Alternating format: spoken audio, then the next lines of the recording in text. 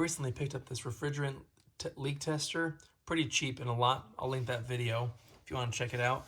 And it has a problem. You plug it in, you can see it's not happy. And based on that error, looks like a battery polarity issue or battery issue in general. And this thing had been sitting 4 years. So I figured, hey, let's check the battery. So you just push these two tabs in on the bottom.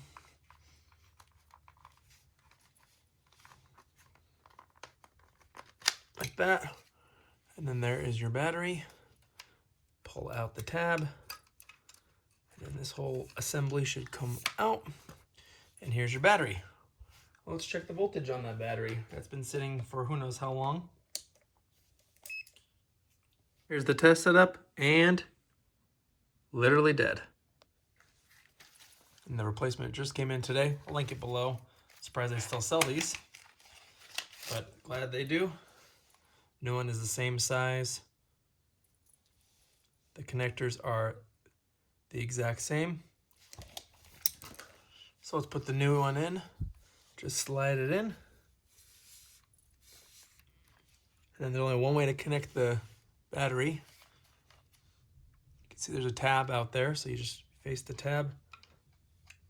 That way you don't mess up the polarity. And now let's see what it looks like. And look at that.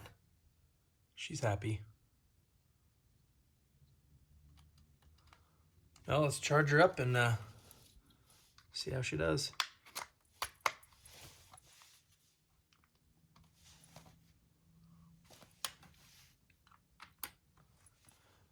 And now she's charging, no flashing lights. So I'll say that this repair is done. Questions or comments, leave them below. Again, I'll link everything I use in this video. Thanks for watching. See you in the next one.